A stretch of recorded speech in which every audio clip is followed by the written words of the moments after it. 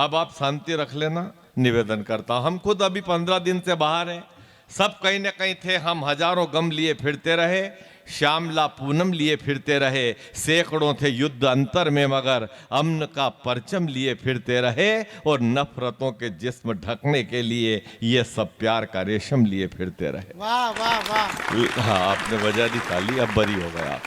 अब एक 5 मिनट खाली आप ऐसे ही सुन लो, बाकी कुछ भी नहीं करना। लेकिन माताएं बहनें सब चली गई, लेकिन 2 बेटियां मंच पर बैठी हुई है, और बेटियों के लिए अगर 4 पंक्तियां पूरी रात में नहीं पढ़ी जाएगी तो फिर यह कवि सम्मेलन के साथ अन्याय होगा। मैं वो 4 पंक्तियां पढ़ता हूं जो मुझे सबसे अच्छी लगती है, और इन दोनों बेटियां जो मंच पर बैठी है इनको समर्पित है। आप सबसे ज्यादा आज अगर संकट है तो वो हमारी बेटियों पर ही है, और हमारा कर्तव्य बनता है, बेटी किसी जाति, किसी धर्म, किसी पंथ, किसी मजहब की हो, हर बेटी हमारी है। अरे बेटी चाहे जानी दुश्मन की हो, वो बेटी भी हमें जान से प्यारी है। क्या बात है। और बेटियों को बचाने का एक उपाय और बचा है। अब बेटी को बचाने का एक आखिरी उपाय यही है कि देश के किसी भी कोने में किसी की भी बेटी कहीं संकट में हो तो आप वहां उसके पापा बन जाइए। अगर आपकी बेटी कहीं संकट में होगी तो उसको पापा अपने आप मिल जाएगा। तो मैं 4 पंक्तियां निवेदन करता हूं। एक सच्ची घटना पे मैंने 4 पंक्तियां लिखी महेश भी, आपका ध्यान चाहूंगा विशेष रूप से।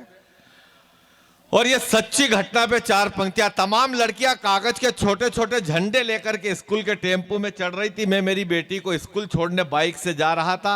एक आखिरी लड़की कागज का झंडा लेके स्कूल के टेम्पो में चढ़ी। 26 जनवरी का दिन था, और पीछे से एक मन चले लड़के ने उस लड़की के कांधे से दुपट्टा खींच लिया, और ये दृश्य मैंने देख लिया। मैं उस लड़के से उलझना चाहता था, लेकिन अपनी बाइक को स्टैंड पे खड़ी करने की प्रक्रिया के बीच मेरे भारत की बेटी ने जो उस लड़के को जवाब दिया, उस बेटी का जवाब मैंने 4 पंक्तियों में घर आके लिखा। उस बेटी ने मन चले से कहा, स्वागत भाई साहब, कि दुपट्टे को छोड़ मेरे तोड़ दूंगी दांत, तेरे बिगड़े नवाब को अभी सुधार दूंगी मैं। सैंडल उतारूंगी तो इतना मैं मारूंगी कि मार मार तेरा हुलिया बिगाड़ दूंगी मैं। ये उछल कूद बंद कर, मत छल छंद कर, 2 गज जमीन में यहीं पे गाड़ दूंगी मैं। मुझ पे क्या मरता है, मर मेरे वतन पर, तेरे कफन के लिए दुपट्टा उतार दूंगी मैं। और ये अंतिम 6 पंक्तियां मुझे विदा करें। व्यंग की पंक्तियां, अगर आपको लगे कोई व्यंग हुआ हो तो आप ताली बजा करके मुझे विदा करें। चुनाव चल रहे थे गांव में, महिला सरपंच उम्मीदवार थी और महिला सीट थी। महिला सरपंच जो खड़ी हुई थी उनके हस्बैंड आके और सुबह से एक आ गया। महिला सीट थी, सुबह से उसका हस्बैंड आ गया, मिसेस का ध्यान रखना। मैंने कहा किसकी मिसेस? मेरी। मैंने कहा जब मिसेस तेरी है तो ध्यान हम क्यों रखें? नहीं वो खड़ी है। मैं खड़ी है तो बिठा दे, पहले भी तो बैठी थी। नहीं पहले मैंने ही बिठाई थी क्योंकि अपना चुनाव चिन्ह गलत था। क्या था? डूबता सूरज। तो इस बार क्या उगता सूरज है? नहीं इस बार भागती भैंस है। मैंने कहा क्यों रे घोंचू, भैंस बैठी हुई ले लेता, भागती भैंस के पीछे कहां भागेगा? बोले पीछे मिसेस खड़ी, डंडा लेके भागना तो पड़ेगा। अब तो पोस्टर छप गए। पट्टे ने पीले कागज पे काले से छपवाया। बड़ी मुश्किल से मैंने घड़ी खोली, पोस्टर देखा तो मैं चौंका। मैंने कहा क्यों रे, इस पोस्टर में तो 2 भैंस है। वो बोला ढंग से देख, इधर वाली भैंस है, इधर वाली मिसेस है। ताली वाली बजा तो एक बार तो ये 4 लाइन और पूरी कर दे। हाँ, इधर से एक लंगड़ा चला रे, जब बोला तब पता चला पट्ठा तोतला भी है। अरे क्या उतने ही बात कलता लेगा, मैं भी खला। मैंने कहा क्यों रे, तेरे हाथ में पट्टा डला, पैर पे प्लास्टर चढ़ा, तो फिर तू क्यों खड़ा? पंचायत के चुनाव में ही खड़े थे। मैंने कहा कुर्सी पड़ी तू बैठ जा, पर खड़े होने का टाइम तो यही है। अरे यार फिर खड़ा हो जाना, अभी तो बैठ जा, तेरे हाथ में पट्टा डला है। क्यों पट्टा डला तो क्या वोट नहीं डलेंगे? मैंने कहा तू बैठ जा रे, तेरे पैर में ताजा ताजा प्लास्टर है, ज्यादा चलेगा फिरेगा तो ये हड्डी खिसक जाएगी, और बैठ जाऊंगा तो वो कुर्सी खिसक जाएगी। अगला जवाब उसका सुनना। मैंने कहा तेरी कुर्सी तो यूं भी खिसकेगी, तेरी कुर्सी यूं भी खिसकेगी, तुझे वोट कौन देगा रे। तूने 3-3 बार तो दल बदल लिया, भाभी को भेजता ना, वो कहां गई, उसने आदमी बदल लिया। लड़के कहां हैं, 2 जेल में है और दो को अभी पुलिस ढूंढ रही है। तो मैंने कहा पुलिस भाभी को ढूंढने नहीं गई, वो पुलिस वाले के साथ ही तो गई।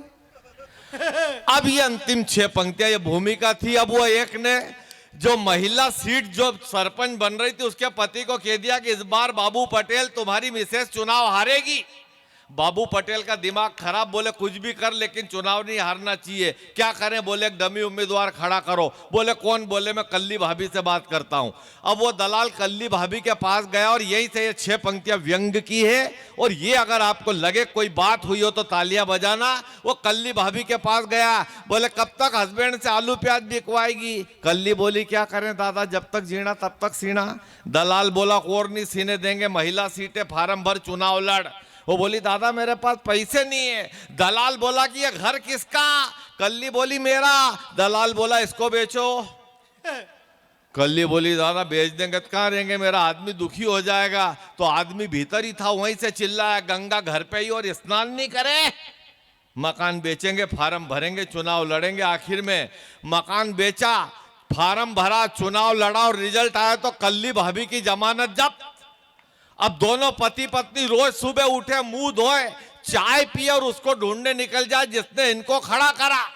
6 महीने ढूंढते ढूंढते हो गए। 6 महीने के बाद कल्ली भाभी के हस्बैंड की नजर उस दलाल पे पड़ी तो इसकी पीड़ा कैसे निकली मैंने यही लिखा है। फिर ये चिल्लाया उस दलाल पे कि अबे ओ चोर, तू चोर, तेरा बाप चोर, गुंडे, हरामखोर, लुच्चे, चालाक, दल बदलू, दगाबाज, बेवड़े, भीतर घाती।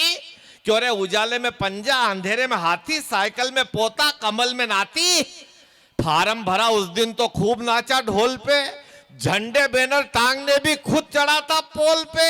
बस 9 दिन की नौटंकी थी पर खूब हाकी डींग। और फिर ऐसे गायब हुआ जैसे सपा से अमर सिंह। वाह, 5 दिन के प्रचार में ही कर दिया रे कड़का। काजू करी, मटर पनीर, पराठे पे मक्खन और दाल तड़का। 9 बजे कचौड़ी, 10 बजे समोसा, 11 बजे मांगता था इडली और डोसा, सूप के बाद स्प्रिंग रोल, बर्गर के बाद पिज्जा, काजू के साथ अखरोट, बादाम के साथ पिस्ता। नखरे तो इतने किए कि तूने कोल्ड कॉफी तक उबाल के पी। अगली लाइन का व्यंग देखना, नखरे तो इतने किए कि तूने कोल्ड कॉफी तक उबाल के पी और आज इतना कड़वा कैसे हो गया रे, तूने तो शहद भी शक्कर डाल के पी। और क्या बोला था तू कि तेरी लॉटरी खुल जाएगी, बस 5 लाख खर्च कर दे फिर कल्ली भाभी करोड़ों कमाएगी। तूने 5 लाख का कर्जा करवाया, 50,000 तो ब्याज में ही ठोकवा दिए। मकान बेचने के बाद रुपये कम पड़े तो गाय भैंस बैल बाद में बर्तन बिकवा दिए। और वोट देने कोई नहीं आया।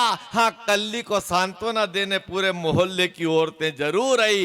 ये वो 4 मुर्गियां बची थी रे, वो उनके वेलकम में निकल गई। धूर्त शिरोमणि, तूने मुझे चने के झाड़ पे ही चढ़ा दिया। क्यों रे, आधे वार्ड के वोट गिनवाए और पूरी ग्राम पंचायत का चुनाव लड़ा दिया। 2226 वोट उंगली पे ही गिनवा दिए। कम्मा का 2, दुबे के 3, त्रिवेदी के 4, चतुर्वेदी के 5, पंचोली 6, छेदी लाल 7, सलीम के 8, मुनीम के 9, नई के 10, कतई के 11, गणेश के 12, ब्रजेश के 13, तेली 14, तंबोली 15, अल्लाह बेली। 2.5 घंटे तक गिनने के बाद बोला था तू कि कल्ली भाभी आ रही है 221 वोट से जीतकर। ये तेरी उंगलियां है कि राजा का कंप्यूटर। कल्ली की तो जमानत भी गई और मेरी खुद की हालत सहारा के ग्राहकों जैसी हो गई।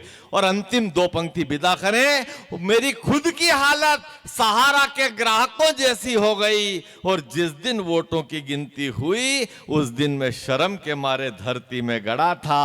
और तू तो उस दिन भी दारू पी के फुंदी बई के घर में पड़ा था। जय हिंद, जय भारत।